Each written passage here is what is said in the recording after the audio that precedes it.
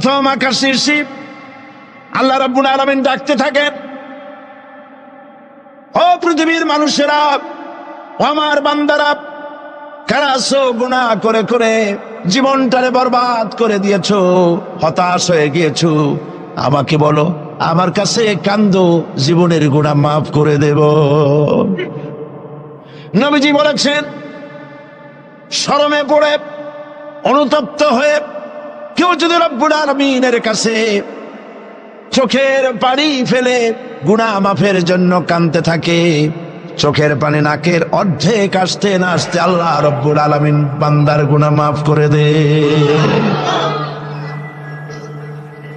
জাহান্নামের আগুন প্রশান্ত মহাসাগর, আটলান্টিক মহাসাগর সহ 7টি মহাসাগরের পানি যদি ঢেলে দেওয়া হয়, জাহান্নামের 1 ইঞ্চি আগুন নিবাইতে পারবে না। কিন্তু চোখের অনুতপ্ত অনুশোচনা দুফোঁটা অশ্রু জাহান্নামের আগুন নিভাই দিতে পারে। কান্দো, কান্দার চাইতে বড় জিনিস নাই। ফালিয়াদহাকু কালিলাও ওয়ালিয়াবকু কাসীরা, বেশি করে কান্দো, কম করে হাসো। আমরা কোনটা করি? আরে সবটা উল্টা করি। হিসাব করেন তো, এটা ইংরেজি কি মাস, বাংলা আরবি কি মাস? মুহররম। এটা আরবি কি মাস? মুহররম। গত বছরের মুহররম থেকে এই বছর মুহররম পর্যন্ত গুনার কে বলে প্রথম আকাশে সে প্রত্যেক রাত্রে রব্বুল আলামিন ডাকতে থাকেন, আমাকে বলো, আমি রোগ ভালো করে দেব। রুজি কামাইতে পারো না, অনাটনে জীবন যায়, বউরে বাচ্চারে খাওয়াইতে পারো না, আমারে বলো। এভাবে আল্লাহ পাক ডাকতে থাকেন। সময় মতো যারা গভীর রজনীতে উজু করে তাহাজ্জুদের নামাজ আদায় করে রব্বুল আলামিনের দরবারে কান্দে, আল্লাহ রাব্বুল আলামিন তখন ফেরেশতাদের জিজ্ঞেস করেন, ফেরেশতারা, পৃথিবীর মানব গোষ্ঠী ঘুমিয়ে আছে, এই যে মানুষগুলি দেখা যায় আরামের ঘুম হারাম করে কি যেন বলে আর কান্দে কান্দে কেন বল? ফেরেশতারা বলে, রব্বুল আলামিন তুমি তো জানো। আল্লাহ বলেন, জানি, তারপরেও তোমাদের মুখে শুনতে চাই। ফেরেশতারা বলে, রব্বুল আলামিন তোমার বান্দা গুনাহ করেছে, গুনাহ দিয়া জীবন নষ্ট করে ফেলেছি, বুঝতে পেরেছে জাহান্নাম ছাড়া কোনো পথ নাই, তারা গুনাহ মাপ চায়, জাহান্নাম থেকে বাঁচতে চায়, জান্নাতে যেতে চায়। একটা একটা করে সব তারা বলে। আল্লাহ পাক জিজ্ঞেস করেন, আমার ফেরেশতারা, আমার এই বান্দাগুলি কি আমার দোজখ দেখেছে? ফেরেশতারা বলে, না, দেখে নাই। আমার জান্নাত কি দেখেছে? না, দেখে নাই। আমারে কি দেখছে? না, দেখে নাই।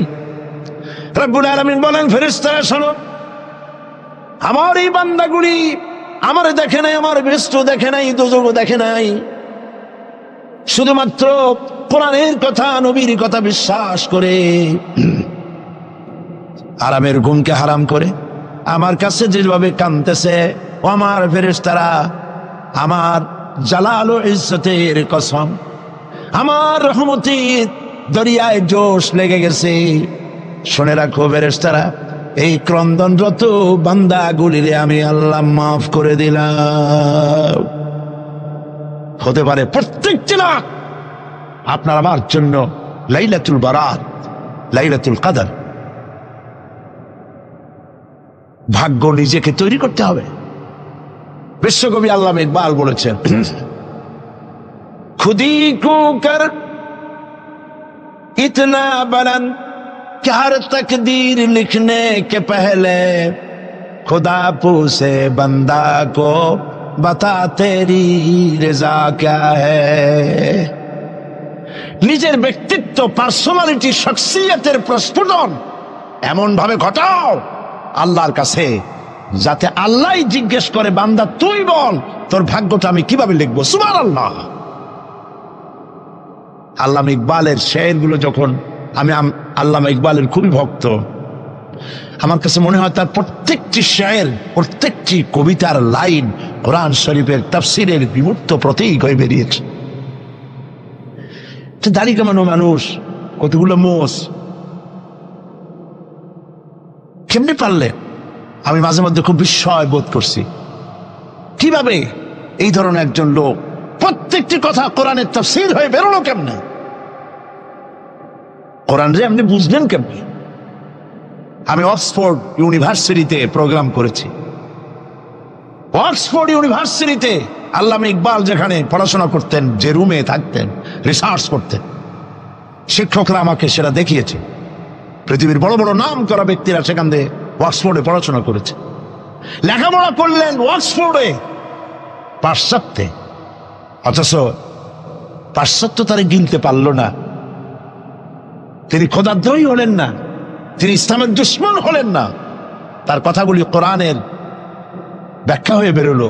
ব্যাপারটাকে পড়তে পড়তে একবার আমার চোখের সামনে রহস্য উদ্ঘাটিত হল তার এক কবিতার মধ্য দিয়ে। আল্লামা ইকবাল এক জায়গায় লিখেছেন, खीरा न कर सिका मगरिब की दाओ दानिश, खीरा न कर सिका मगरिब की दाओ दानिश, सुरमा था आग का मेरा खाके मदीना। পাশ্চাত্যের চাকচিক্য আমার চক্ষুকে প্রতারিত করতে পারে নাই, কারণ মদিনার ধুলাবালুগুলি আমার চোখের মধ্যে সুরমা হয়ে লাগানো ছিল। প্রিয় ভাই সব, নবী করিম সাল্লাল্লাহু আলাইহি ওয়াসাল্লাম তিনি যখন হযরতে খাদিজাকে যখন দ্বীনের দাওয়াত দিলেন, কালেমার দাওয়াত দিলেন, বললেন এক আল্লাহর ইবাদত করো, আমারে শেষ জামানার নবী হিসাবে মেনে নাও, আখেরি নবী হিসাবে আমাকে মেনে নাও।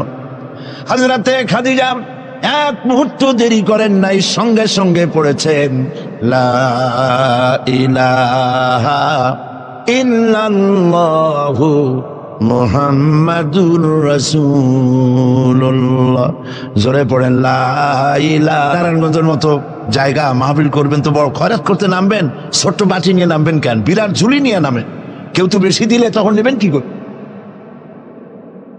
এই জন্য আপনি যেমন ব্যবস্থা করবেন সেরকম। আমরা তো আরামে বক্তৃতা শুনতেছি, আর ইরাকের মুসলমানদের ঘুম হারাম হয়ে গেছে, খাবার নাই। গতকাল ব্রাহ্মণবাড়িয়া বলেছি, ইরাকের গর্ভবতী নারীরা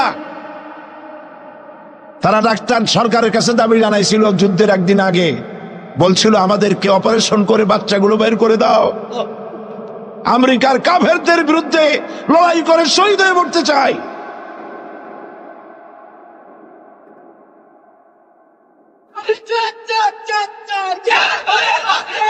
আমরা কিচ্ছু করতে পারবো না, কিন্তু দোয়া করতে পারবো। কি করতে পারবো? তবে দোয়া কবুল হোক আর না হোক এই নিয়ে তাড়াহুড়ো করবেন না। অনেকে মনে করে দোয়া তো করছিলাম, আফগানের জন্য হয়েছে কি? এই জাতীয় কথা বলা ইমানের বিপরীত, ইমানের খেলাফ। আপনার দোয়া কবুল করতে আল্লাহ বাধ্য নন। ফাআলুল লিমা ইউরিদ, যা খুশি তাই করেন। সুবহানাল্লাহ বলো। এই দোয়া যে করি, এই দোয়া কবুল আজ হবে, কাল হবে, অথবা 5 বছর 10 বছর পরে হবে, অথবা কবুল যদি না হয়, শাহনশাহ রব্বুল আলামিনের দরবারে দোয়া করা হয়েছে, এজন্য আল্লাহ পাক কিয়ামতে মর্যাদা বৃদ্ধি করে দিবে। দোয়া করতেই হবে, দোয়া ছাড়া পথ নাই।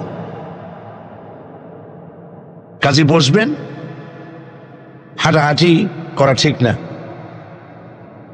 হযরতে খাদিজাতুল কুবরা রাদিয়াল্লাহু তাআলা আনহা ঈমান এনে কালেমা পড়ে বললেন কি জানেন?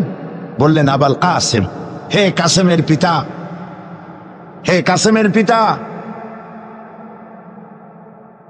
আমি বিগত 15টি বছর আপনার সাথে ছিলাম স্ত্রী হিসেবে।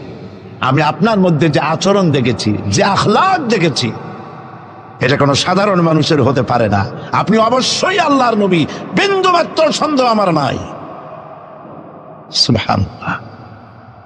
আব্দুল মুত্তালিব নবী করিম সাল্লাল্লাহু আলাইহি ওয়াসাল্লামের কি হয়? দাদা। উনি দেখা করতে চাইলেন আব্রাহার সাথে। আব্রাহা পারমিশন দিলেন, তিনি ঢুকলেন। তাকে বসতে সম্মানের জায়গা দেওয়া হলো, কুরাইশদের নেতা তিনি। আব্রাহা বললেন, বলেন আপনি কি বলবেন? আব্দুল মুত্তালিব বললেন, আমি জানতে পেরেছি যে তোমার সৈন্যরা আমার জনগণের এবং আমার উট, দুম্বা, ভেড়া সমানে দখল করতেছে, জবাই করতেছে, আর পাইকারি ধরে খাইতেছে। এগুলো সব ধরে নিয়ে আসছে। আমি তোমার কাছে এটা বলতে আসছি, তোমার সৈন্যদেরকে বলো আমাদের উট টুট যা ধরছে, ছাগল ভেড়া সব যেন ছেড়ে দেয়। আব্রাহা কই যে আশ্চর্য কথা, আমি মনে করেছিলাম যে তুমি কাবা শরীফ ভাঙতে আসছি আমি, আমারে অনুনয় বিনয় করে তুমি বলবা যে কাবা ঘর রক্ষা করো, তুমি ভাঙবো না, তা না কই তুমি তোমার গরু ছাগল উঠ বেড়া, তোমার কাছে কি কাবার চাইতে উঠ বেড়া ছাগলের দাম বেশি? আব্দুল মুত্তালিব বললেন যে মোটেই না, ওইটার মূল্য আমাদের কাছে অনেক বেশি। তবে আমি ওইটার মালিক না, আমি উঠ ছাগল ভেড়ার মালিক, সেইটা আমি ছাড়াই নিতে আসছি। আর ঘরটা যার, আমি ওই ঘর ধরে বলে আসছি, হে ঘরের মালিক, তুমি তোমার ঘর থেকে ঘরকে ঠেকাও। আল্লাহ পাক তখন ঘর ঠেকাই দিছিলেন, কারণ এই ঘর ঠেকাবার মতো কোনো লোক তখন ছিল না। বাইতুল মুকাদ্দাস যখন আক্রান্ত হয়, বাইতুল মুকাদ্দাস যখন ইহুদিরা আক্রমণ করে, তখন এই পৃথিবীতে 70 কোটি মুসলমান ছিল। যেই পৃথিবীতে 70 কোটি মুসলমান বাস করে, সেই মুসলমানেরা যদি তাদের কেবলায় উলা ইহুদিরা দখল করে নেয়, তা ঠেকাবার দায় দায়িত্ব তাদের মধ্যে, সেন্স অফ প্রেস্টিজ যদি ইস্যু না হয়, সর্দি গর্মি না হয়, এটা ঠেকাবার দায়িত্ব আল্লাহর নাই। আর বাবরি মসজিদ যখন ভাঙা হয়, তখন এই পৃথিবীতে মুসলমানদের সংখ্যা 125 কোটির কাছাকাছি। 125 কোটি মুসলমান যে পৃথিবীতে বাস করে, সেইখানে যদি মুসলমানেরা তাদের মসজিদ ভাঙ্গে, তাতে করে যদি তাদের গা না জ্বলে, তো আল্লাহ পাক এখানে তয়রান আবাবিল পাঠাবেন না, জরুরত নেই। ঠিক আজ অনুরূপ ভাবে ইরাকের উপরে যে হামলা হচ্ছে, পৃথিবীর মুসলমানেরা নিজেদের জমিন ছেড়ে দিচ্ছে, আমার জমিনের উপরে দাঁড়াই আমার বাইরে পিটাও, আমার ভাইকে মারো, হত্যা করো, আমি তোমার বিমান বাহিনীকে, আমি তোমার নৌবাহিনীকে, তোমার ল্যান্ড ফোর্সকে জায়গা করে দিলাম। এই যদি দেয়, তা আল্লাহ পাক সাহায্য কেন করবেন? আল্লাহর ওয়াদা, আল্লাহর সাহায্যের ওয়াদা তো মুমিনদের জন্য। ওয়া কানা হাক্কান আলাইনা নাসরুল মুমিনিন, মুমিনদেরকে সাহায্য করা আমি আল্লাহর জন্য ওয়াজিব। আল্লাহ রাব্বুল আলামিন কোরআনে কারীমের মধ্যে বলেছেন, ওয়ালা তাহিনু ওয়ালা তাহজানু ওয়া আনতুমুল আলাউনা ইন কুনতুম মুমিনিন। কোনো ভয় নাই, কোনো চিন্তা নাই, যদি মুমিন হও আমি আল্লাহ তোমাদেরকে বিজয় দান করব। ইজা ফাতাশ শারত ফাতাল মাশরুত। শর্ত যদি পালন করা না হয়, ওয়াদা পূরণ হবে না। শর্ত হচ্ছে মুমিন হও, আল্লাহ বলছেন আমি সাহায্য করব। আমরা কি মুমিন হইতে পারছি? জবাব চাই, মুমিন হইতে পারছি? নিজের বুকের কাছে হাত দেন, নিজের কলবের কাছে, নফসের কাছে প্রশ্ন করুন। আল্লাহ যে মুসলমান চান, রসুল যে মুসলমান চান, যে কোয়ালিটির, আমি কি সেই কোয়ালিটি, সেই রিকোয়ারমেন্ট আমি কি ফুলফিল করতে পেরেছি? মন থেকে একটা নেগেটিভ জবাব আসবে, মন বলবে না এখনো হইতে পারো নাই। দাড়ি, টুপি, জামা, হজ, নামাজ হয়তো সবই ঠিক আছে, নামাজ পড়তে পড়তে হয়তো কপালে দাগও লেগেছে, কিন্তু মুমিন হওয়ার জন্য যেটা প্রয়োজন ছিল সেটা এখনো হয় নাই। এই জন্য আমি মাঝে মধ্যে দুঃখ করে বলি, মরা মানুষ তো জিন্দা হইতে পারে না, ঠিক কিনা?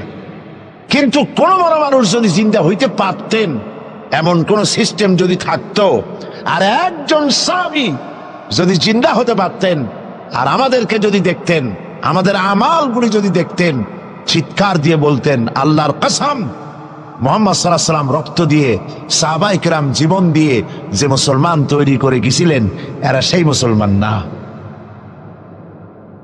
আমাদের ইসলাম শুধু মসজিদের মধ্যে, আমরা যে মুসলমান তার পরিচয় শুধু মসজিদের মধ্যে। মসজিদ থেকে বেরিয়ে যাওয়ার পর আমার আচরণ আর হিন্দুর আচরণ আর খ্রিস্টানের আচরণের মধ্যে, ইহুদির আচরণের মধ্যে কোনো পার্থক্য আছে কি? বরং আমি তো আরো বাড়িয়ে বলবো, এক ধাপ এগিয়ে। এই পৃথিবীতে যদি চ্যালেঞ্জ হয়, কম্পিটিশন হয়, পৃথিবীতে সব থেকে বেশি মিথ্যে কথা কারা বলে? জবাব রূঢ় হলো বাস্তব, জবাবটা হচ্ছে মুসলমানেরাই। ওজনে কম দেয় কারা বেশি? মুসলমান। খাদ্যে ভেজাল দেয় কারা বেশি? মুসলমান। তাহলে আল্লাহর রহমত আমরা কেন পাবো? এই জন্য কোরআনে কারীম যে উদ্দেশ্যে এসেছিল, আমরা সেই উদ্দেশ্যকে পূরণ করতে পারি নাই। কোরআন শরীফ, সুবহানাল্লাহ, সুবহানাল্লাহ, কোরআন একটি বর্ণ মুহাম্মদ সাল্লাল্লাহু আলাইহি ওয়াসাল্লামের বানানো এর মধ্যে নাই। আল্লাহু আকবার।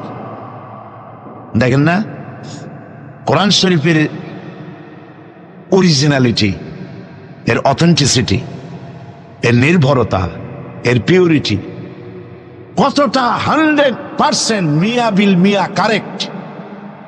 সেটা হলো এই কোরআন শরীফে 114টি সূরার প্রত্যেকটি সূরার শিরোনামে আছে বিসমিল্লাহির রহমানির রহিম, একটা সূরায় নাই। কোন সূরা? কেন নাই? এই জন্য নাই যেহেতু এই সূরা নাজিলের সময় আল্লাহ পাক এটা বলেন নাই। জিবরাইল আলাইহিস সালাম যখন নবী করিম সাল্লাল্লাহু আলাইহি ওয়াসাল্লামের কাছে এটা তেলাওয়াত করে শোনায়েছেন, তিনি বিসমিল্লাহ তখন বলেন নাই। নবী করিম সাল্লাল্লাহু আলাইহি ওয়াসাল্লাম যখন সাহাবায়ে কিরামকে লিখতে বলেছেন, কাতেবে ওহী যারা ছিলেন, তখন তিনি এই সূরার প্রথমে বিসমিল্লাহ বলেন নাই, তাই বিসমিল্লাহ এখানে লেখা হয় নাই।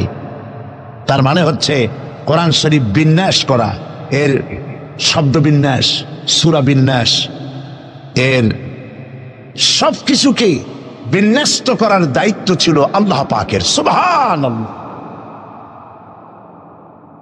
আল্লাহ রাব্বুল আলামিন কোরআনে কারীমের মধ্যে বলেছেন, ইন্না নাহনু নাযালনা যিকরা ওয়া ইন্না লাহু লাহাফিজুন।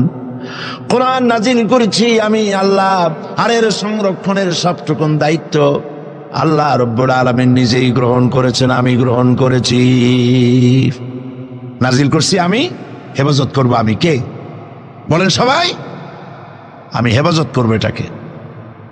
আল্লাহ পাক গ্যারান্টি দিচ্ছেন,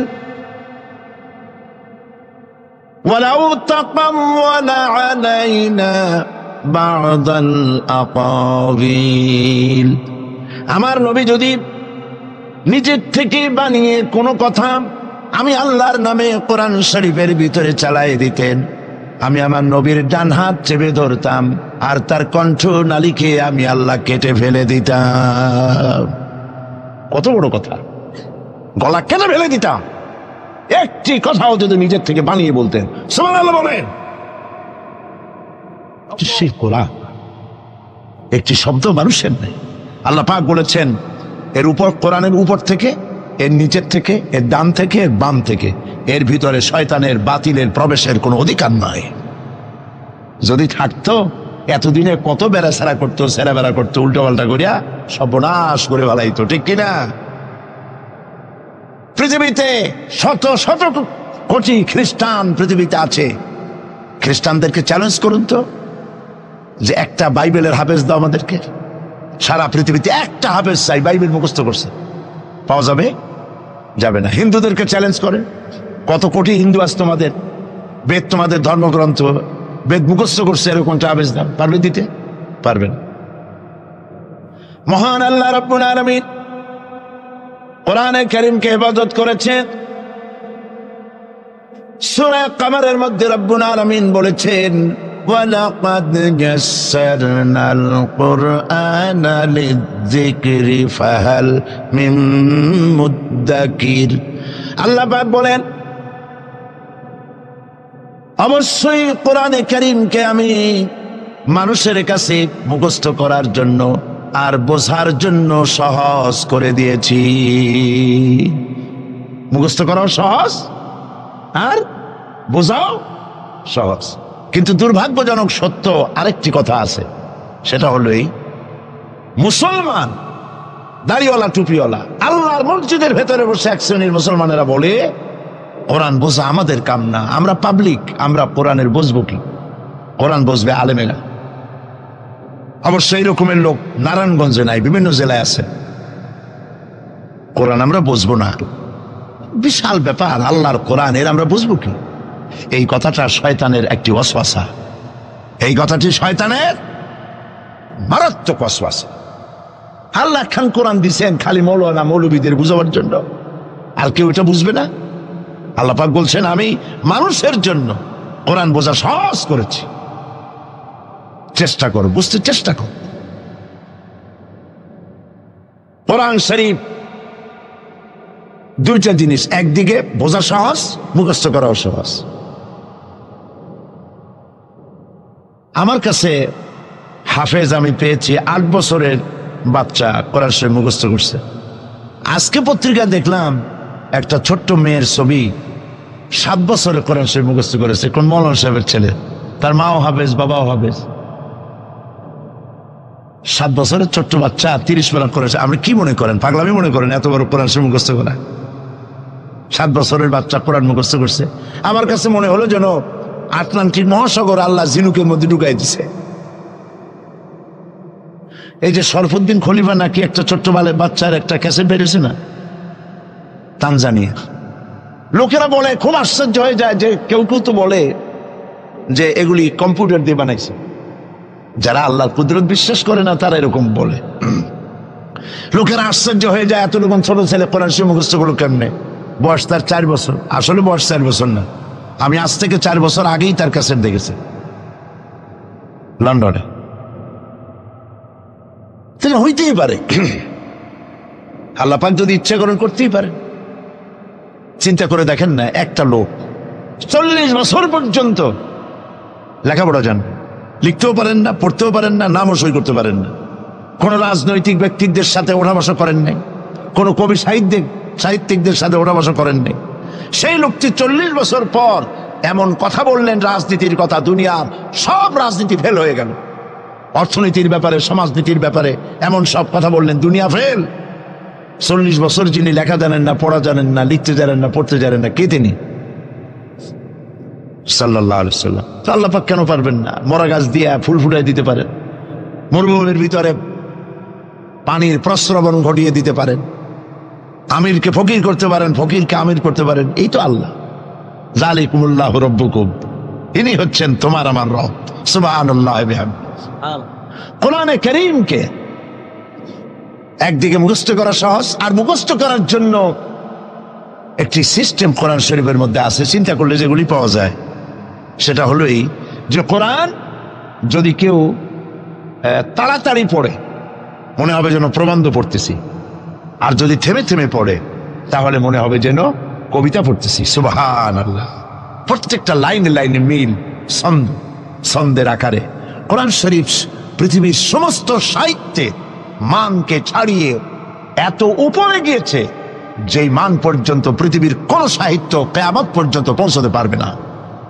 এর ফাসাহাত, এর বালাগাত, কোরআন শরীফের সাহিত্যিক মান চিরকালের জন্য কালজয়ী, এর পাশেও কেউ দাঁড়াইতে পারবে না। সুবহানাল্লাহ। কি পাগল ছাগল হাবিজাবি নবীয়তের দাবি করে। আচ্ছা, নবীর দাবি করলে তো তার কাছে ওহী আসতে হবে। এই যে ছাগল পাগল যেগুলা নবীর দাবি করলো, নবী করিম সাল্লাল্লাহু আলাইহি ওয়াসাল্লাম ইন্তেকালের পরে 30 জন মিথ্যাবাদী নবুয়তের দাবি করবে, ঠিক না? তো নবী হইতে হইলে 3টা শর্ত লাগে। একটা হলো ওহী আসতে হবে, মুজিজা থাকতে হবে, আর চরিত্র। নবীর কপালে লেখা থাকে না যে উনি নবী, বুকের উপরেও লেখা থাকে না যে ইনি নবী। চরিত্র দিয়েই প্রমাণ হয় ইনি কোনো সাধারণ মানুষ নন, ইনি আল্লাহর নবী। সুবহানাল্লাহ।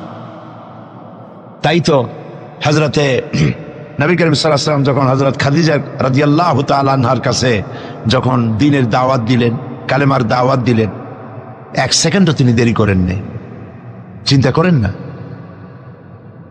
আপনি নিজেকে বহুত ফেরেশতা রূপে আপনি বলতে পারেন যে আমি একেবারে অ্যাঞ্জেলিক ক্যারেক্টারের লোক, ফেরেশতা চরিত্রের মানুষ। বাইরে গিয়ে বহুত কথা বলতে পারেন, এমনকি বাইরে গিয়ে অনেক মুরিদও বানাইতে পারেন। পীর সাহেবদেরকে জিজ্ঞেস করা উচিত যে আপনার বউ আপনার কাছে মুরিদ হয়েছে কিনা। বউ মুরিদ করে এত সহজ না। একজন পীরেরই দেখছিলাম একটা বইয়ের মধ্যে গল্প, বউ তাকে পীর মানতেই চায় না, বহুত চেষ্টা করছে মুরিদ বানাবার জন্য, পারেনি। একদিন বউকে কেরামতি দেখাবার জন্য সে রান্না করতেছিল বাইরে, ওইটার উপর দিয়ে সে উড়ে গেল। এরপরে সে নামলো, বউ তাকে দেখে বলে, দেখছো তুমি তো পীরগিরি করো, এই যে একটা লোক কেবলমাত্র পাগড়ি বাঁধতে মাথার উপর দিয়ে উড়ে গেল, তুমি কি এরকম পারো? আরে বেটি, আমি তো উড়ে গেলাম, তোমার দেখাবার জন্য তুমি বিশ্বাস করো না। ও, সেই জন্য তো একটু কাইত হয়ে গেছো, সোজা হয়ে যেতে পারো নাই। বউ তো তার স্বামীর জন্য জীবন দিতে পারে, তার ভালোবাসা সবটা উজাড় করে দিতে পারে, কিন্তু ঈমান আনা সহজ নয়। যেহেতু বউ, আপনি সবাইকে ফাঁকি দিতে পারবেন, আপনার স্ত্রীকে কখনো ফাঁকি দিতে পারবেন না। আপনি কোথায় যান, কত রাত্রে বাড়ি ফেরেন, কার সঙ্গে টেলিফোনে কথা বলেন, আপনার ইনস অ্যান্ড আউট, ভেতর এবং বাইরের সব সূর্যের মতো পরিষ্কার আপনার স্ত্রীর কাছে। এই জন্য নবী করিম সাল্লাল্লাহু আলাইহি ওয়াসাল্লাম বলেছেন, তোমাদের মধ্যে উত্তম সেই ব্যক্তি যে ব্যক্তি তার স্ত্রীর কাছে উত্তম। আমি আমার স্ত্রীদের কাছে উত্তম ব্যক্তি। সুবহানাল্লাহ। হযরত নবী করিম সাল্লাল্লাহু আলাইহি ওয়াসাল্লাম তিনি যখন হযরতে খাদিজাকে যখন দ্বীনের দাওয়াত দিলেন, কালেমার দাওয়াত দিলেন, বললেন এক আল্লাহর ইবাদত করো, আমারে শেষ জামানার নবী হিসাবে মেনে নাও, আখেরি নবী হিসাবে আমাকে মেনে নাও। হযরতে খাদিজা এক মুহূর্ত দেরি করেন নাই, সঙ্গে সঙ্গে পড়েছেন লা ইলাহা ইল্লাল্লাহু মুহাম্মাদুর রাসূলুল্লাহ।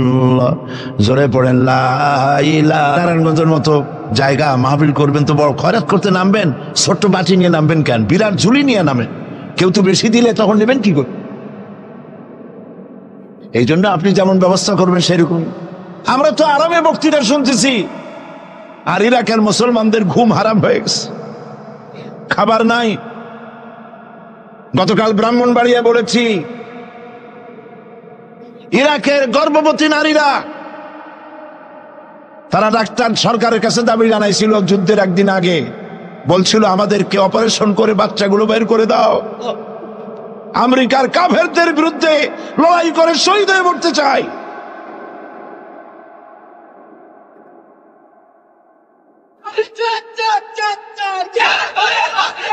আমরা কিচ্ছু করতে পারবো না, কিন্তু দোয়া করতে পারবো।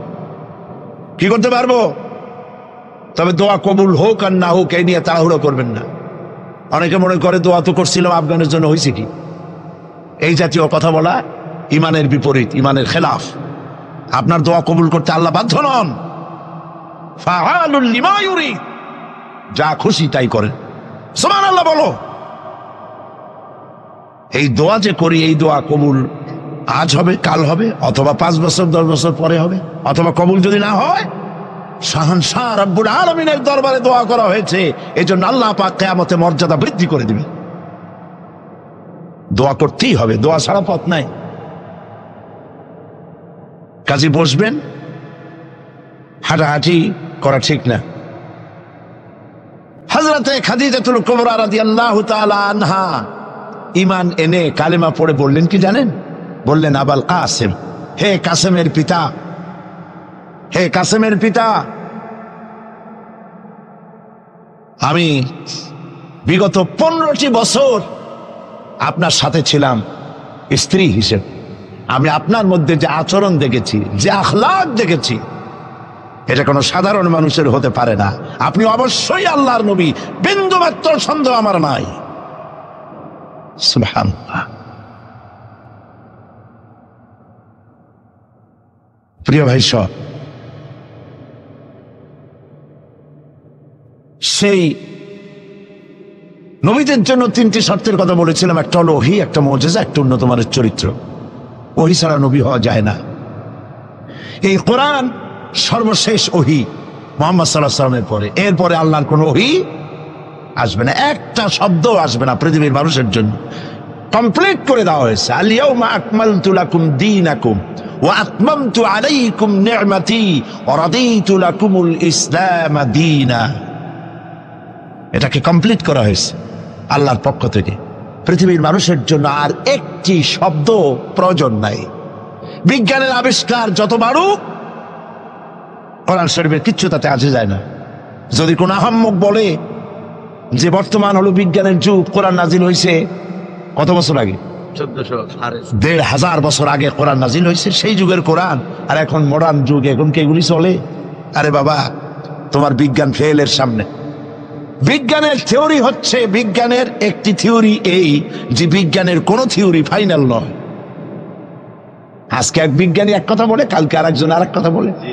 একদিন তো ডারউইন বলেছে এই মানুষগুলো মানুষ না, সবগুলা বান্দর। ও নিজেও বান্দর। বান্দর কেন? মানুষের নাকি দেখা যায় বান্দরের মতো।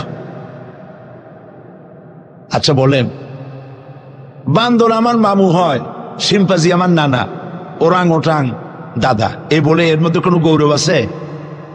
এর মধ্যে কোনো গৌরব আছে? কোনো গৌরব নাই।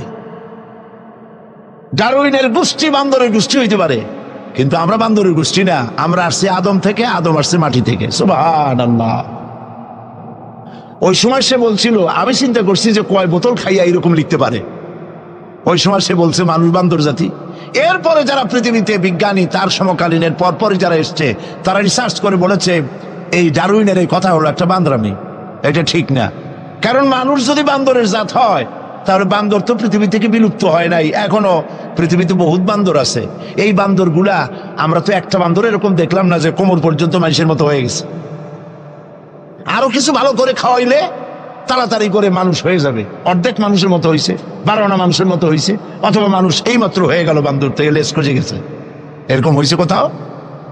কোন জিনিসের সাথে কোন জিনিসের সিমিলারিটি থাকলে এইটা ওইটার বংশের, এটা কি করে বলা যায়? তো এরকম বলেছে কেন তারা? মন যা বলেছে তাই বলেছে। ইন হুয়া ইল্লা ওয়াহয়ুন ইউহা। আল্লাহ পাক বলছেন, নবী যা বলেন, কোরআনের নামে যা বলেন, সব ওহী। তিনি নফস এবং প্রবৃত্তিকে অনুসরণ করে কোনো কথা বলেন না। আমি যা বলতে বলি তাই বলেন। সুবহানাল্লাহ। সুতরাং নবী করিম সাল্লাল্লাহু আলাইহি ওয়াসাল্লামের কাছে কোরআন এসেছিল এই কারণে যে কোরআন দিয়ে তিনি একটি সমাজ বিপ্লব করবেন, তাবিজ লাগবেন, এই জন্য কোরআন আসে নাই। বোঝেন কিনা কথা? এই যে দেখুন, আমার হাতে কোরআন শরীফ একটা আছে, ছাপা হয়েছে সুলেমানিয়া বুক হাউস, বাংলা বাজার, ঢাকা।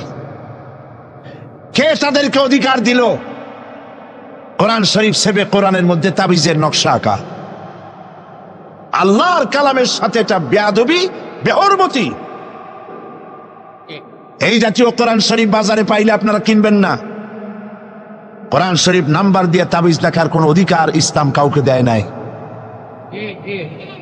কোরআন শরীফকে জাতির কাছে হালকা করেছে তাবিজের ব্যবসা দিয়ে। এটাকে একটা তাবিজের কিতাব বলে মনে করা হয়েছে। দেখুন সূরা ফাতিহা, এই নকশা গলায় বাঁধিয়ে রাখিলে মুক্তি পাওয়া যাইবে রোগ হইতে। সূরা মারিয়াম পেটে বাঁধিয়ে রাখলে বাচ্চা হবে তাড়াতাড়ি। সূরা ইউসুফ, এই নকশা গলার সাথে ঝুলায় রাখলে বিয়ে হবে তাড়াতাড়ি, কাঙ্ক্ষিত প্রেমিকাকে পাওয়া যাবে। এই জাতীয় আল্লাহর কালামের সাথে তামসা করেছে এরা, নাউজুবিল্লাহ বলে। তাবিজগুলা কি?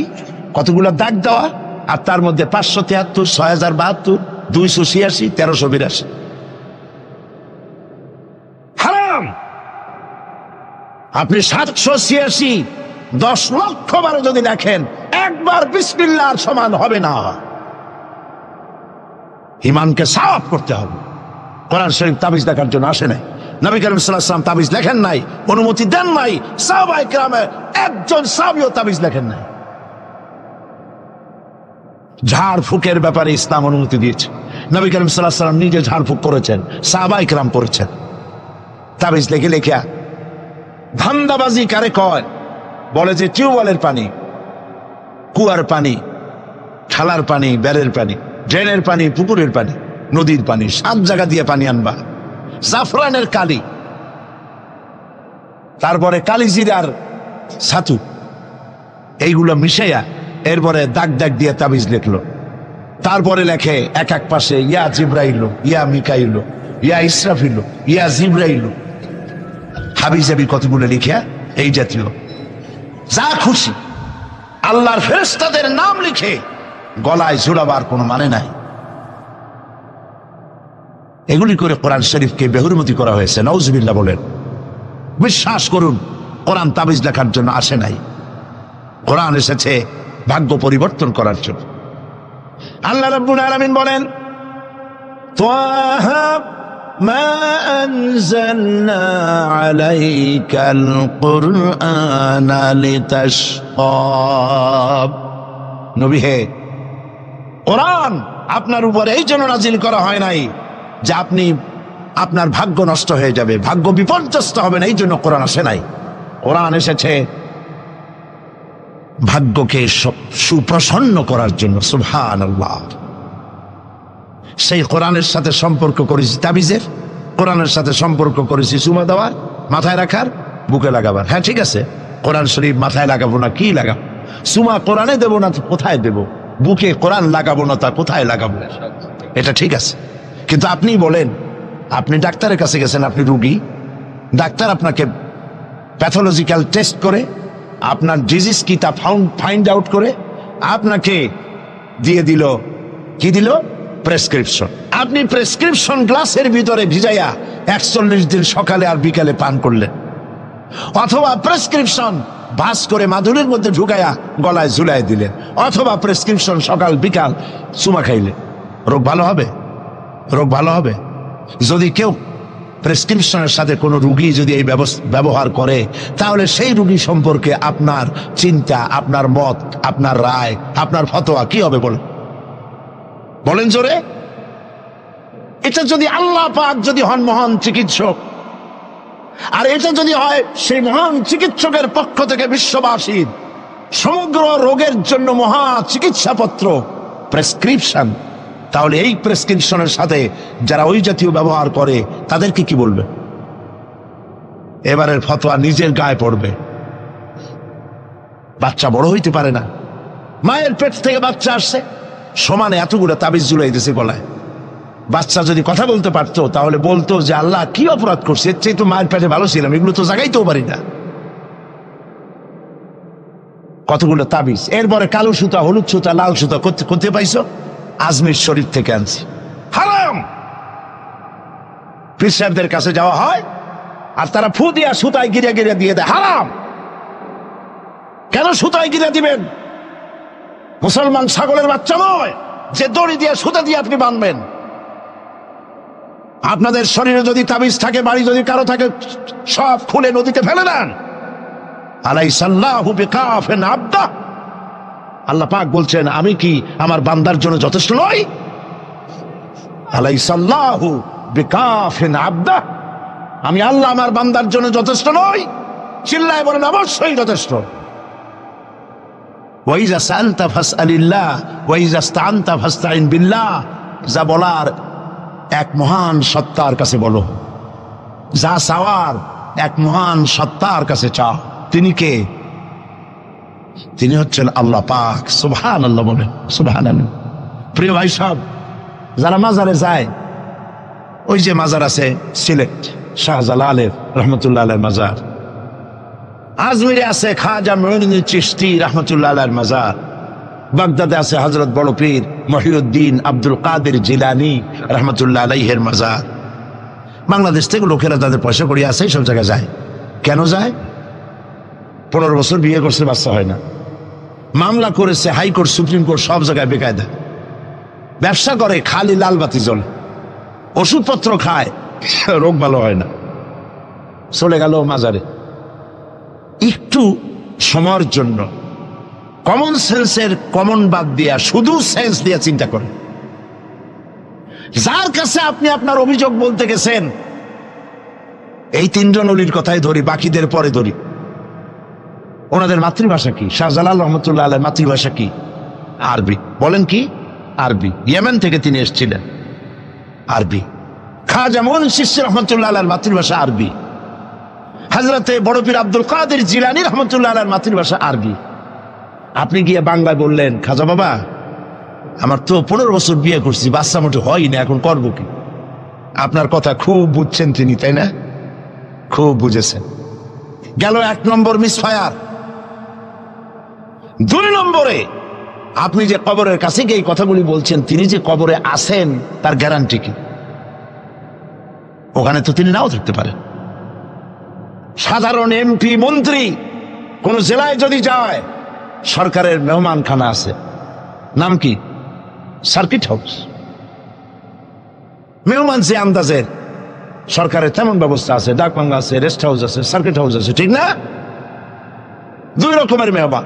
এক প্রকার হলো ভিআইপি, আর এক প্রকার হচ্ছে নিকৃষ্ট। চোর ডাকাত এরাও সরকারের মেহমান। চোর ডাকাত মুচ্ছা বদমাস সন্ত্রাসী ওরা যদি মেহমান হয়ে পুলিশে, এদের ধরবে কারা? এই মেহমানদের ধরবে পুলিশে, ধরে নিয়ে ওদের জন্য মেহমান খানা হলো হাজত, হাজতের মধ্যে থুয়ে দিবে, কনভিক্টেড হলে পরে জেলখানার মধ্যে ঢুকাই দেবে, ঠিক কিনা? আর যদি এমপি হয়, মন্ত্রী হয়, প্রধানমন্ত্রী হয়, তা থাকার জন্য প্রত্যেকটা জেলায় গভর্নমেন্ট সার্কিট হাউস করে রেখেছে। এই সব মন্ত্রী প্রধানমন্ত্রীর চাইতে ওলিউল্লাহ, আল্লাহর ওলি যারা, তাদের মর্যাদা আল্লাহর কাছে অনেক বেশি। তারা ইন্তেকাল করবেন আর আল্লাহ ওই মাটির মধ্যে ভালাইতে হবে। আল্লাহর কোনো রেস্ট হাউস থাকতে নাই, আল্লাহর কোনো গেস্ট হাউস থাকতে নাই। হয়তো তিনি কবরে নাই, গেস্ট হাউসে তিনি আরাম ফরমাচ্ছেন। 2 নম্বর মিসফায়ার। 3 নম্বরে কবরে যদি থাকেও তখন তিনি ঘুমে আছেন না চেতনা আছেন। যদি ঘুমের মধ্যে থাকে তাহলে 3 নম্বর মিসফায়ার, কোনো কামে লাগলো না। এই জন্য চাইতে হবে এমন মহান সত্তার কাছে যিনি কখনো ঘুমান না। লা তাখুযুহু সিনাতুন ওয়ালা নাওম, যার ঘুমও নাই তন্দ্রাও নাই। কে তিনি? চিল্লায় বলুন। কলিজাটারে পরিষ্কার করেন, সাফ করে নেন। এভাবে সাফ করবেন, কোন রাফির, কোন জিন্দাফির আমার ভাগ্য ভালো বানাতে পারবে না, পারবে না, পারবে না। কোন মরাফির, কোন জিন্দা ফু দিয়া আমার ভাগ্যকে বিনষ্ট করে দিতে পারবে না।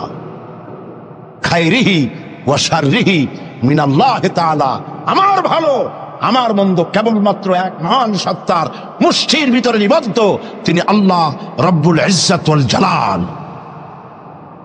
গোটা আকাশ, গোটা জমিন যার মুঠার ভেতরে। মুসা আলাইহিস সালাম বলেছিলেন, আল্লাহ তুমি নাকি ঘুমাও না, আল্লাহকে বিশ্বাস করো না। তো সাংঘাতিক কথা। এইভাবে ইব্রাহিম আলাইহিস সালাম আল্লাহরে বলছিলেন,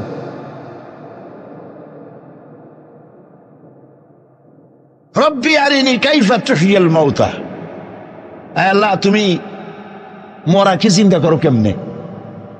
আল্লাহ কয় আওয়ালাম তুমিন, বিশ্বাস করো না? ইব্রাহিম আলাইহিস সালাম কাঁপে গেছেন। তিনি সাথে সাথে বললেন বালা। তিনি কিন্তু নাম বলতে পারতেন, যদি নাম বলতেন তো ভুল হইতো না। তো নাম আর বালার সমর্থবদ, তিনি বলতেন হ্যাঁ, কিন্তু নাম বলেন নাই, বলেছেন বালা। সাথে সাথে একটু দেরি করেন নাই। আল্লাহ প্রশ্ন করেছেন কত বড় লোড পয়গম্বরের জন্য, আওয়ালাম তুমিন, বিশ্বাস করো না যে আমি মরারে চিন্তা করতে পারি? ইব্রাহিম আলাইহিস সালাম বললেন বালা। এর অর্থ হচ্ছে হোয়াই নট, কেন নয়, অবশ্যই বিশ্বাস করি। ওয়ালাকিন লিয়াতমাইন্না কলবি, তবে মূল বিষয় হলো যদি আমি চোখে দেখতাম, কানে শোনার, চোখে দেখা ব্যাপারটা একটু ভিন্ন। আল্লাহ বলেন বিশ্বাস যখন করছো, মরারে কেমনে চিন্তা করি আমি তোমারে দেখাবো। সুবহানাল্লাহ, এই কোরআন শরীফের মধ্যে আল্লাহ বলেছেন। মুসা আলাইহিস সালাম বলছেন আল্লাহ তুমি নাকি ঘুমাও না, আল্লাহকে বিশ্বাস করো না। কয় আল্লাহ বিশ্বাস করো, তবে বুঝি না জিনিসটা। মুসা আলাইহিস সালাম ভয় পেয়ে গেলেন। আল্লাহ রাব্বুল আলামিন বলেন ভয়ের কোনো কারণ নাই। এটি একটি উদাহরণের জন্য আমি তোমাকে গ্লাস নিয়ে দাঁড়িয়ে থাকতে বলেছিলাম। একটা গ্লাস হাতে নিয়ে কয়েকটা সেকেন্ড বা একটা মিনিটও দাঁড়াইতে পারলা না, হাতের থেকে ঘুমের কারণে ভেঙ্গে চুরমার হয়ে গেল। তোমার রব, তোমার আল্লাহ হাতের মুঠার ভিতরে সপ্ত আসমান জমিন কুল কায়নাত, এর কন্ট্রোলিং সিস্টেম, এর ট্রাফিক সিস্টেম সবকিছু আল্লাহ রব্বুল আলামিন কন্ট্রোল করেন। তোমার আল্লাহ যদি ঘুমায় যায় সব শেষ হয়ে যাবে। লা তাখুযুহু সিনাতুন ওয়ালা নাওম, তার ঘুমও নাই তন্দ্রাও নাই। আর তাছাড়া মাখলুক, তার যে আদত, খালেকের সে আদত হতে পারে না। সৃষ্টি, তার বউ হয়, বাচ্চা হয়, ঘুমায়। লা তাখুযুহু সিনাতুন ওয়ালা নাওম, তার ঘুমও নাই তন্দ্রাও নাই। আর তাছাড়া মাখলুক, তার যে আদত, খালেকের সে আদত হতে পারে না। সৃষ্টি, তার বউ হয়, বাচ্চা হয়, ঘুমায়, খায়, পেশাব পায়খানা লাগে। মাখলুক খালেকেরও যদি তাই হয়, তাহলে তিনি মাখলুকের মতোই হয়ে গেলেন, খালেকের মর্যাদা রইল না। কাজী সৌভাগ্য রজনী শাবান মাসের মধ্য রজনী নয়, বড় মুসলমানদের জন্য প্রত্যেকটা রাত সৌভাগ্য রজনী হতে পারে। হাদিস, প্রত্যেক রাতের শেষ রাত্রে আল্লাহ রাব্বুল আলামিন প্রথম আকাশে আসেন। সুবহানাল্লাহ বলো। প্রথম আকাশে এসে আল্লাহ রাব্বুল আলামিন ডাকতে থাকেন, ও পৃথিবীর মানুষেরা, আমার বান্দারা, কারা আছো গুনাহ করে করে জীবনটারে বরবাদ করে দিয়েছো, হতাশ হয়ে গিয়েছো, আমাকে বলো, আমার কাছে কান্দো, জীবনের গুনাহ মাফ করে দেব।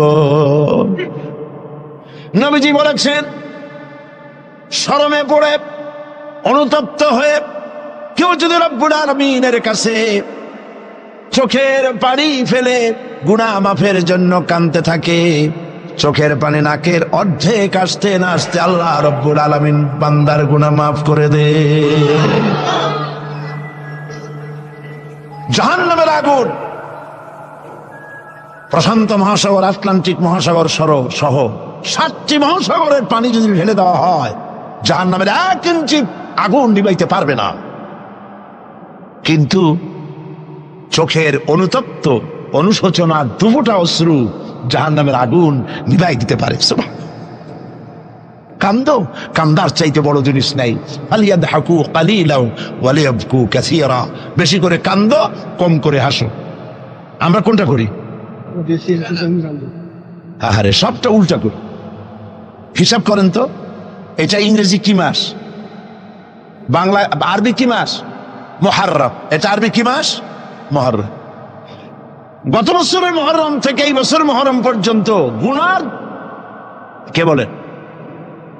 প্রথম আকাশে এসে প্রত্যেক রাত্রে রব্বুল আলামিন ডাকতে থাকেন, আমাকে বলো, আমি রোগ ভালো করে দেব। রুজি কামাইতে পারো না, অনাটনে জীবন যায়, বউরে বাচ্চারে খাওয়াইতে পারো না, আমারে বলো। এভাবে আল্লাহ পাক ডাকতে থাকেন। সময় মতো যারা গভীর রজনীতে উজু করে তাহাজ্জুদের নামাজ আদায় করে রব্বুল আলামিনের দরবারে কান্দে, আল্লাহ রাব্বুল আলামিন তখন ফেরেশতাদের জিজ্ঞেস করেন, ফেরেশতারা, পৃথিবীর মানব গোষ্ঠী ঘুমিয়ে আছে, এই যে মানুষগুলি দেখা যায় আরামের ঘুম হারাম করে কি যেন বলে আর কান্দে কান্দে কেন বল? ফেরেশতারা বলে, রব্বুল আলামিন তুমি তো জানো। আল্লাহ বলেন, জানি, তারপরও তোমাদের মুখে শুনতে চাই। ফেরেশতারা বলে, রব্বুল আলামিন তোমার বান্দা গুনাহ করেছে, গুনাহ দিয়া জীবন নষ্ট করে ফেলেছি, বুঝতে পেরেছে জাহান্নাম ছাড়া কোনো পথ নাই, তারা গুনাহ মাপ চায়, জাহান্নাম থেকে বাঁচতে চায়, জান্নাতে যেতে চায়। একটা একটা করে সব তারা বলে। আল্লাহ পাক জিজ্ঞেস করেন, আমার ফেরেশতারা, আমার এই বান্দাগুলি কি আমার দোজখ দেখেছে? ফেরেশতারা বলে, না, দেখে নাই। আমার জান্নাত কি দেখেছে? না, দেখে নাই। আমারে কি দেখছে? না, দেখে নাই। রব্বুল আলামিন বলেন, ফেরেশতারা শোনো, আমার এই বান্দাগুলি আমারে দেখে নাই, আমার বেহেশত দেখে নাই, দোজখ দেখে নাই, শুধুমাত্র কোরআনের কথা, নবীর কথা বিশ্বাস করে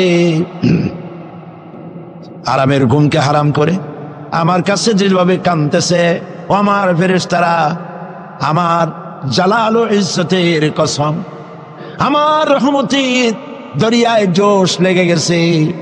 শুনে রাখো ফেরেশতারা, এই ক্রন্দনরত বান্দাগুলিরে আমি আল্লাহ মাফ করে দিলাম। হতে পারে প্রত্যেকটি রাত আপনার আমার জন্য লাইলাতুল বারাত, লাইলাতুল কদর। ভাগ্য নিজেকে তৈরি করতে হবে। বিশ্বকবি আল্লামা ইকবাল বলেছেন, খুদি কো কর ইতনা বুলন্দ कि हर तकदीर लिखने के पहले खुदा पूछे बंदा को बता तेरी रजा क्या है। নিজের ব্যক্তিত্ব, পার্সোনালিটি, শখসিয়তের প্রস্ফুটন এমন ভাবে ঘটাও আল্লাহর কাছে, যাতে আল্লাহ জিজ্ঞেস করে, বান্দা তুই বল তোর ভাগ্যটা আমি কিভাবে লিখবো। সুবহানাল্লাহ। আল্লামা ইকবালের শেরগুলো যখন আমি আল্লামা ইকবালের খুবই ভক্ত, আমার কাছে মনে হয় তার প্রত্যেকটি শের, প্রত্যেকটি কবিতার লাইন কোরআন শরীফের তাফসীরের বিমূর্ত প্রতীক হয়ে বেরিয়েছে। দাড়ি কামানো মানুষ, কতগুলো মোষ, কেমনি পারলেন? আমি মাঝে মধ্যে খুব বিস্ময় বোধ করছি, কিভাবে এই ধরনের একজন লোক প্রত্যেকটি কথা কোরআনের তাফসীর হয়ে বেরোলো কেমনে?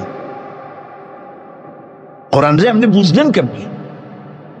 আমি অক্সফোর্ড ইউনিভার্সিটিতে প্রোগ্রাম করেছি। অক্সফোর্ড ইউনিভার্সিটিতে আল্লামা ইকবাল যেখানে পড়াশোনা করতেন, যে রুমে থাকতেন, রিসার্চ করতেন, শিক্ষকরা আমাকে সেটা দেখিয়েছে। পৃথিবীর বড় বড় নাম করা ব্যক্তিরা সেখান থেকে অক্সফোর্ডে পড়াশোনা করেছে, লেখাপড়া করলেন অক্সফোর্ডে, পাশ্চাত্যে। অথচ পাশ্চাত্য তারা গিলতে পারল না। তিনি খোদাদ্রোহী হলেন না, তিনি ইসলামের দুশমন হলেন না। তার কথাগুলি কোরআনের ব্যাখ্যা হয়ে বেরোলো। ব্যাপারটাকে পড়তে পড়তে একবার আমার চোখের সামনে রহস্য উদ্ঘাটিত হল তার এক কবিতার মধ্য দিয়ে। আল্লামা ইকবাল এক জায়গায় লিখেছেন, खीरा न कर सिका मगरिब की दाओ दानिश, खीरा न कर सिका मगरिब की दाओ दानिश, सुरमा था आग का मेरा खाके मदीना। পাশ্চাত্যের চাকচিক্য আমার চক্ষুকে প্রতারিত করতে পারে নাই, কারণ মদিনার ধুলাবালুগুলি আমার চোখের মধ্যে সুরমা হয়ে লাগানো ছিল। প্রিয় ভাই সব,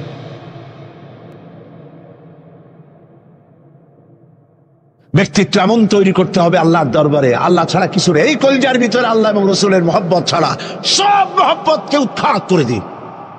বিবির মহব্বত, বাচ্চার মহব্বত, পৃথিবীর মহব্বত, সব মহব্বতকে এর উপরে স্থান দিতে হবে আল্লাহ এবং রসুলের।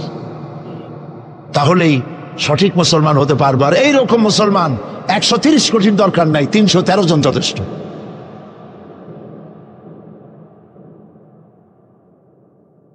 বন্ধুগণ, মহান আল্লাহ রাব্বুল আলামিন তিনি চান শিরক মুক্ত জীবন মুসলমানদের। ইন্না শিরকা লাযুলমুন আযীম, শিরক হচ্ছে মস্ত বড় জুলম, অপরাধ।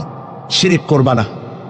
নবীজি বলেছেন, তোমাকে যদি হত্যা করা হয়, টুকরা টুকরা যদি করা হয়, তোমাকে যদি আগুন দিয়ে জ্বালিয়ে ছাই ভস্ম বানাইয়া উড়াইয়া দেওয়া হয়, তবুও আল্লাহর সাথে খবরদার শরীক করবা না। শিরক করি, জেনেও করি, না জেনেও করি, সওয়াবের নিয়তেও করি, ঠিক কিনা?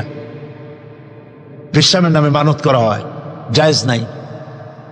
মুসলমানরা মানত করে না, মেয়ে লোকেরা বেশি করে। একটু বিপদ পড়লেই বাগদাদের নামে 5 টাকা, অমুক জায়গার পেশাবের নামে মুরগি, অমুক জায়গার নামে ডিম, হাবিজাবি মানত করে তোর হারা।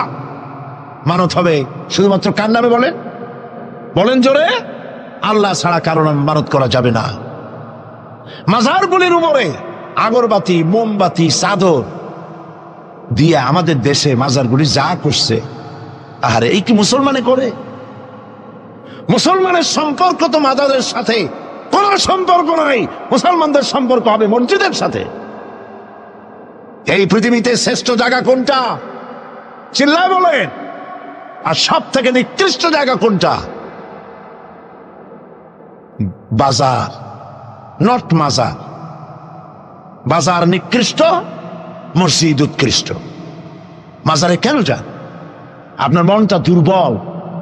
মাজারের কাছ থেকে দেখবেন ট্রাক, বাস যখন চালায় রেস কমায় দেয়, আসতে যায়, কি জানি যদি পিসাব এটা উল্টায় ভালায় দেয়।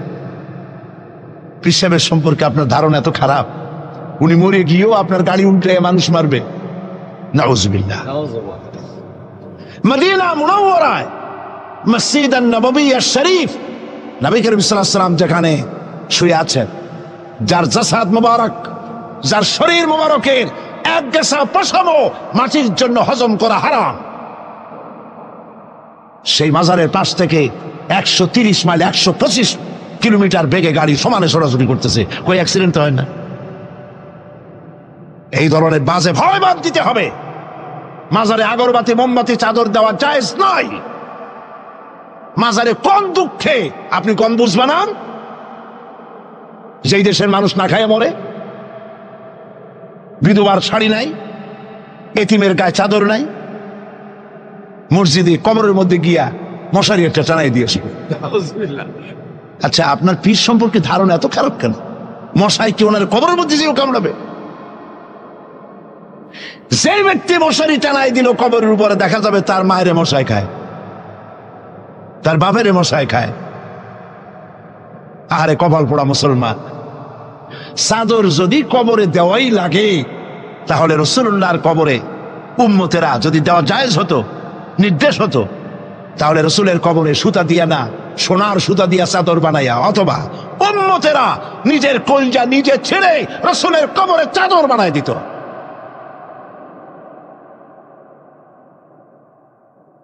কাজে এগুলি বন্ধ করতে হবে। হাইকোর্টের মাজার, শাহ আলী বাগদাদের মাজার, বিভিন্ন জায়গায় যত মাজার আছে, এই সব মাজারে যাওয়া বন্ধ করে দিতে হবে। এগুলি গভর্নমেন্টের দায়িত্ব হেফাজত করার, আপনার যাওয়ার কোনো দায়িত্ব নাই। এখানে যাওয়ার অর্থই হলো আপনি শিরক করছেন। আপনার মনের ভিতরে দুর্বলতা আছে, ওখানে গেলেই আপনার মনের আশা পুরা হবে। আপনি যাবেন মসজিদে, কোনো বিপদে পড়েছেন, উজু করেন, মসজিদে যান, 2 রাকাত নামাজ পড়েন, কাজায়ে হাজাতের, আল্লাহর কাছে হাত তুলে কান্দেন, দোয়া মঞ্জুর হয়ে যাবে। আলেম হয়, তিনি যদি ব্যবসা না করেন, মানুষকে ধান্দায় না ফেলেন, মানুষকে হেদায়েতের কথা বলেন, আর হেদায়েতের কথা বলতে গিয়ে জেল খাটেন, জরিমানা দেন, কষ্ট হয়, বুঝতে হবে পীর হক। আর যদি কোন পীর হইয়া আর একটা ইসলামী দলকে যদি বলে যে এরা কোন ইসলামের দলই না, যদি আন্দাজে কথা বলে, ঐক্যের বিরোধিতা করে, ইসলামী ঐক্যের, মুসলমানদের ঐক্যের, তাহলে বুঝতে হবে হয় ভারতের গোলামি করতেছে, না হয় কোন দলের পা চাটা গোলামে পরিণত হয়েছে। প্রিয় ভাই সব, এই জন্য কথা পরিষ্কার, কথা পরিষ্কার। কেউ আমার দাওয়াত দেউক আর না দেউক, এতে আমার কিছু আসে যায় না। আমি কারো চাকরি করি না, হক কথা বলবই, হক কথা বলবই বিইজনিল্লাহ, বিমাশিয়াতিল্লাহ তাআলা। মাজার পূজা বন্ধ করতে হবে, এটা পূজা, এই পূজা বন্ধ করতে হবে। পারবেন? পারবেন আপনারা? ওয়াদা করতে হবে আজ থেকে কোন মাজারে টাকা পয়সা, আগরবাতি, মোমবাতি, মানত ছানত কিচ্ছু করব না। রাজি আছেন? 2 হাত উঁচু করে দেখা। স্লোগান লাগবে না, হাত দুটো উঁচু করে রাখেন, আল্লাহ দেখলে খুশি হইব। আলহামদুলিল্লাহ। হাত নামা। আল্লাহ ভিক্ষুকরা কোনোদিন বড় লোক হইতে পারে না, কারণ হাত এইরকম করার অভ্যাস হয়ে গেলে সেদিকে আল্লাহর রহমতের নজর পড়ে না। এই রকমের হাতের চাইতে এই রকমের হাতের মর্যাদা বেশি। হাতটা এইরকম করতে শিখতে হবে। খালি মুড়িদেরা দেবে আর 2 হাত দিয়া পকেট 14-15টা একটা জামায় সমানে টাকা ঢুকাইতে থাকে। একটা ফু দিলেও 5 টাকার কমে ফু দিতে চায় না, ফুও বিক্রি করে। আল্লাহ হেদায়েত করুন বলেন আমি। এগুলি ব্যবসা। গাছেরটাও খায়, তলারটাও খায়, দুধও খায়, সরও খায়। উপর দিয়ে মনে হয় খুব সুবিসা হুজুর, আমাকে পীর কিছু করে না। খোঁজ নিয়ে দেখেন ঢাকায় কতগুলি দোকানের মালিক, সুপার মার্কেটের মালিক, বাসের ব্যবসা, ট্রান্সপোর্টের ব্যবসা, গাড়ির ব্যবসা, বহুত কিছু আছে। কাজী খালি মুখ দিয়া ভেতরে ঢুকে দেখতে হবে। বাইরের কিছু চাকচিক্য দেখে বিভ্রান্ত হবেন না। এর মধ্যে না চাইলে বিরক্ত হয়। সুবহানাল্লাহ কবেন না? হর হমেশা देने को वो तैयार है, हर हमेशा देने को वो तैयार है, जो न मांगे उससे वो बेजार है। সব সময় দেওয়ার জন্য প্রস্তুত, যে চায় না আল্লাহ তার উপরে বেজার হয়ে যান।